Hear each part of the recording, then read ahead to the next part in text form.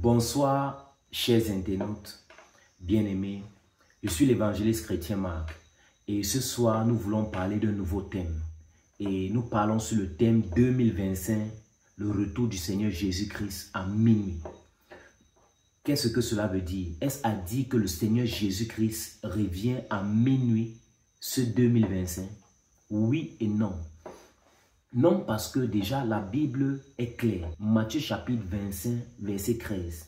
Il est écrit que nul ne connaît le jour ni l'heure de la venue du Seigneur Jésus.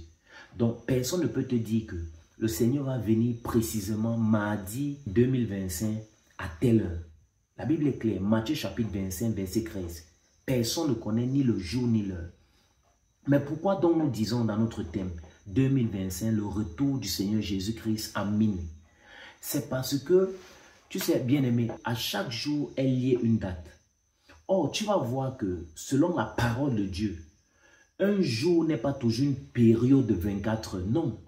Le jour symbolise aussi une saison. L'heure n'est pas toujours une période de 60 minutes. Non. L'heure symbolise aussi une saison. Je vais donner des exemples clairs.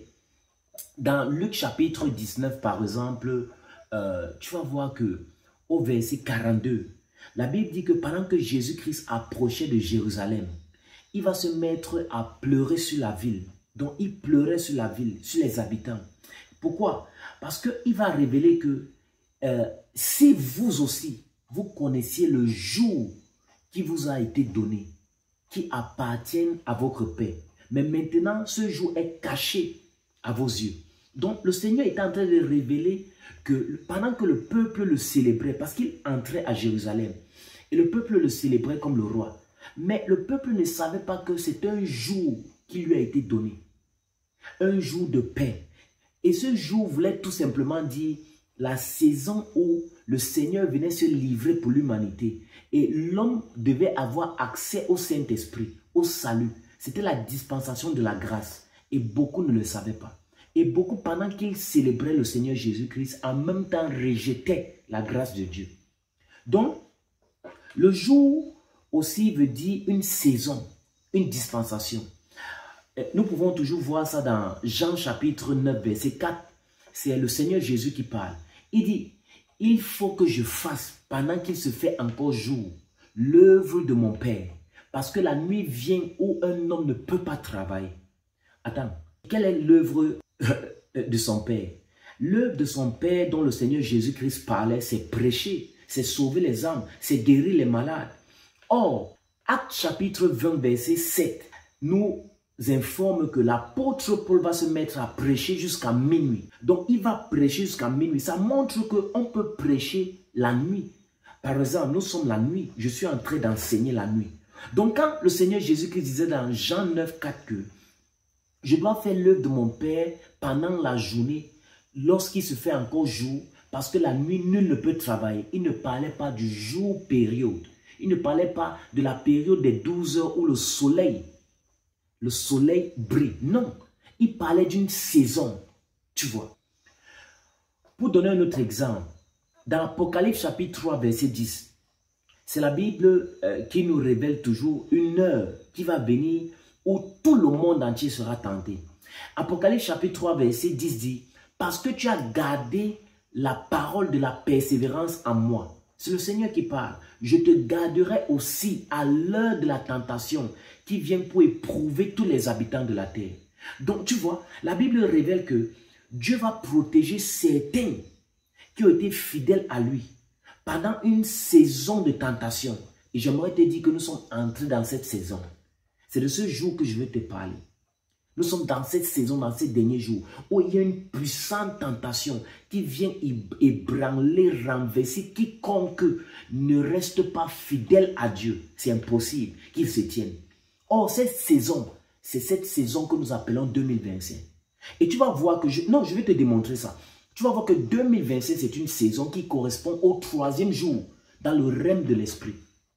En d'autres termes, 2025, dont nous parlons, qui est le retour du Seigneur Jésus-Christ, à minuit, c'est le 3e jour, selon le calendrier spirituel, selon la mathématique spirituelle. Et nous allons voir ça. C'est aussi simple que ça, mais c'est clair.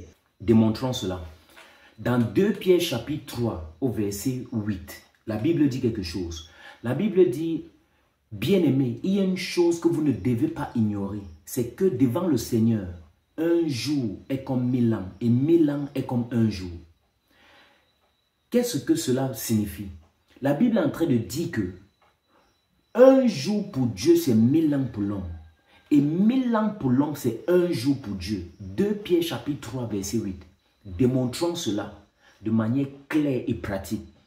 Dans Genèse chapitre 2, au verset 17, la Bible dit que tu ne mangeras pas de l'arbre de la connaissance du bien et du mal. Le jour où tu mangeras de cet arbre, tu vas mourir. Donc le jour où tu manges, tu meurs. Pas demain, le même jour. C'est ce que la Bible dit. Genèse chapitre 2, verset 17. Or, dans Genèse chapitre 3, Adam a mangé de cet arbre que Dieu avait interdit. Adam est chassé du paradis. Et dans Genèse chapitre 4, il donne naissance à 2 fils, Caïn et Abel. Là, nous n'avons pas encore son âge. Dans Genèse chapitre 5 au verset 3, il donne naissance à un autre de ses enfants, appelé Seth. Et là, on nous donne son âge pour la première fois, 130 ans. Donc, ça veut dire que quoi? Nous sommes sûrs qu'à 130 ans, Adam avait déjà mangé de l'arbre de la connaissance du bien et du mal, dont Dieu l'avait interdit. Et Dieu avait dit, si tu manges de cet arbre, tu vas mourir le même jour. Il a 130 ans. Or, au verset 5 de Genèse chapitre 5, dans le même chapitre, Genèse chapitre 5, au verset 5, la Bible nous révèle que Adam va vivre 930 ans. 930 ans moins 130 ans, ça fait 800 ans. Donc Adam va vivre 800 ans de plus avant de mourir. Pourquoi il n'est pas mort le même jour? Si il est mort le même jour, en fait ce que Dieu est en train de dire, c'est que si tu manges de cet arbre, tu vas mourir le même jour. Mais comme un jour pour Dieu c'est 1000 ans, c'est la raison pour laquelle Adam n'a pas atteint 1000 ans. Il a vécu 930 ans. Genèse chapitre 5 verset 5. Tu vois, il n'a pas atteint 1000 ans. Donc il n'a pas atteint un jour selon le Seigneur. Donc sur le plan spirituel, 1000 ans, c'est un jour pour Dieu. 1000 ans pour l'homme, c'est un jour pour Dieu. 2 Pierre chapitre 3 verset 8. Si nous revenons donc en 2025, tu vas voir que 2025 qui est fait de 1000 ans plus 1000 ans plus 25. Les premiers 1000 ans, c'est un jour. Les deuxièmes 1000 ans dans 2025, c'est 2 jours. Et les 25 dans 2025, c'est le 3e jour. Et quand tu divises ces 25 par 1000, ça te donne 0,025. Donc 0,025. Ça veut dire que nous sommes à minuit. C'est pour ça qu'on appelle minuit 0 heure. C'est pour ça que ça te donne 0,025. Donc nous sommes à 0 heure, à minuit 0,2 secondes. Nous sommes à minuit 2 secondes. Donc nous sommes au 3e jour sur le plan spirituel, à minuit 2 secondes. Or, je vais te démontrer dans la parole, dans Luc chapitre 13, verset 32, écoute bien ceci.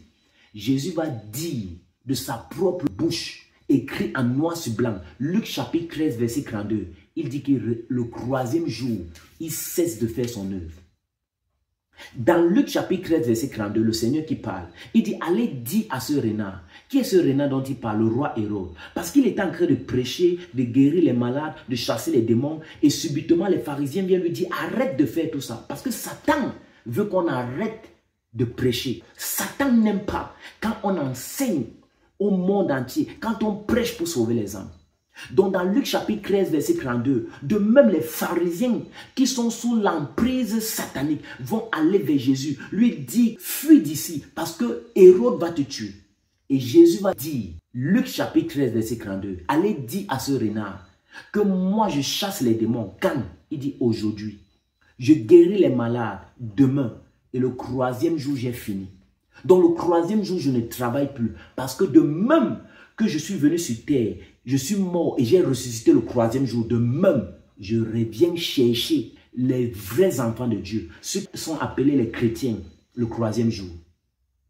Oh, 2025, je viens de te démontrer, nous sommes au 3e jour où Jésus revient. Donc, il y aura enlèvement. Il va prendre tout ceux-là qui lui sont fidèles. Nous sommes dans cette époque. Donc, c'est la raison du thème 2025, le retour du Seigneur Jésus-Christ à minuit. Parce que tu vas voir que minuit correspond à une intensification de la prédication de la parole. Non, je vais te montrer ça. Minuit. Dans Matthieu chapitre 25, verset 6, la Bible dit que c'est à minuit qu'on s'est mis à crier, aller à la rencontre de l'époux. Tu vois, qui est l'époux? Selon la Bible nous dit que Jésus est l'époux. Et nous, l'église, nous sommes son épouse. Or, minuit là, ce n'est pas la nuit, donc la période où il fait sombre. Non, minuit, c'est un temps, c'est une saison. C'est les derniers instants. Et nous sommes en ce temps-là, à minuit. Et c'est pour ça que Jésus crie partout. C'est pour ça que même toi, tu peux m'écouter. C'est le Seigneur qui crie. Parce que c'est minuit. Et il dit dans Luc chapitre 13, verset 32, que le 3e jour, j'ai fini de faire mon œuvre. Or, je t'ai démontré, 2025, c'est le 3e jour, à minuit. Tu vois? Bien-aimé, je vais te donner un autre signe puissant pour te montrer que nous sommes dans cette saison, ces derniers jours. La Bible dit que dans les derniers jours, la connaissance va augmenter. Et je peux prendre un exemple sur le plan technologique. Par exemple, l'Internet. Est-ce que tu sais que chaque fois, quand moi et toi nous nous connectons, comme tu me suis là sur YouTube certainement, par Facebook ou WhatsApp, est-ce que tu sais que c'est par une technologie appelée WWW, World Wide Web. Ça veut dire que World, le monde, Wide, étendu, Web, araignée. Donc l'araignée étendue de manière planétaire. Or, la toile d'araignée vient faire quoi? C'est pour emprisonner ses proies. Donc, l'Internet, si que tu vois, c'est une toile que Satan utilise pour attacher les âmes. World Wide Web. Donc, la toile d'araignée mondiale. Or, W là, WWW là, 3 fois, ça veut dire quoi? W, c'est la 23e lettre de l'alphabet française. Or, 2 fois croix. Donc 23 que tu vois là, c'est 2 fois croix, 2 fois croix, 2 fois croix. Qui correspond à quoi?